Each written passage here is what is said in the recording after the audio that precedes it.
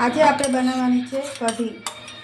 તે માટે મેં આદુ, મરચાં, લસણ અને મીઠું નાખીને તેની પેસ્ટ બનાવી લીધી છે અને તે છાશમાં આપણે નાખી દઈશું।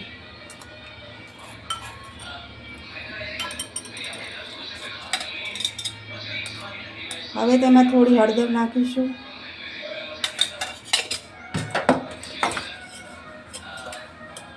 થોડું જીરું,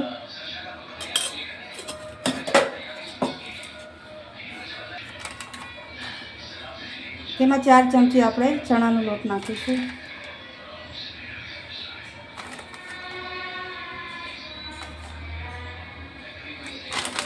તેમાં મેં મીઠું પહેલેથી જ નાખી દીધું છે। હવે તેને હલાવી લઈશું।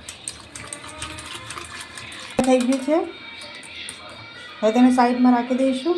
ચણાનો લોટ લીધો છે, તેમાં હળદર નાખીશું, થોડું જીરું,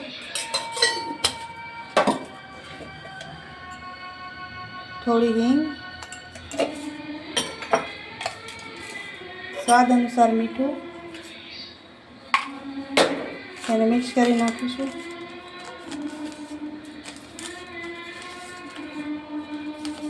હવે આપણે મરચાં ભરીશું, આપણે કઢીમાં નાખવાના છે। આ રીતના કોરું જ રાખવાનું ને ભરી લઈશું। આપણે બધા મરચાં મેં ભરી લીધા છે।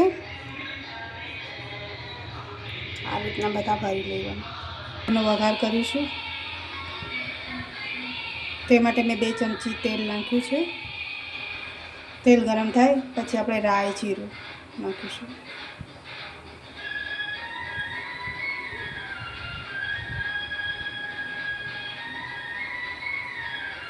હવે આપણે તેલ ગરમ થઈ ગયું છે,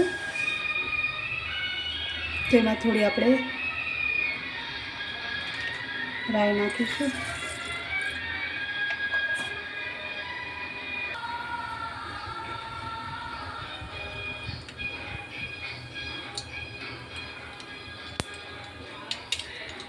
થોડું જીરું નાખીશું, થોડી હિંગ નાખીશું,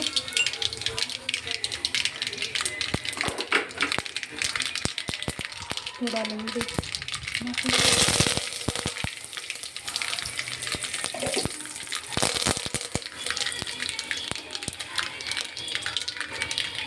તેમાં આપણે મરચાં નાખી દઈશું।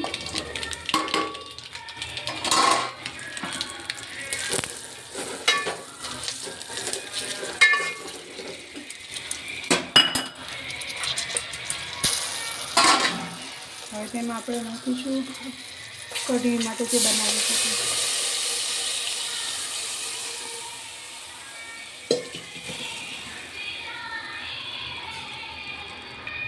હવે તેમાં થોડી છાશ ઉમેરી દઈશું। તમને જે પ્રમાણે ખટાશ ભાવતી તે પ્રમાણે। અમારે ખટાશ ભાવે છે એટલે મેં થોડી ખાટી લીધી છે, અને જેને ખટાશ ઓછી ભાવતી હોય એને થોડું પાણી ઉમેરી દેવાનું। મેં છાશ લીધી છે।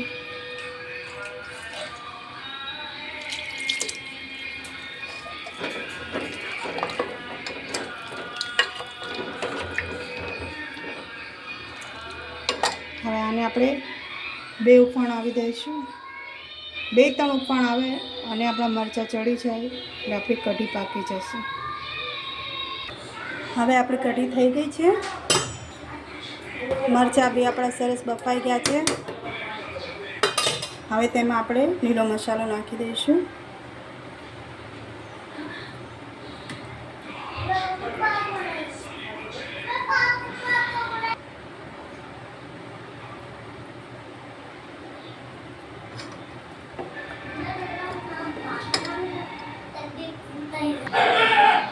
હવે આપણી કઢી તૈયાર છે।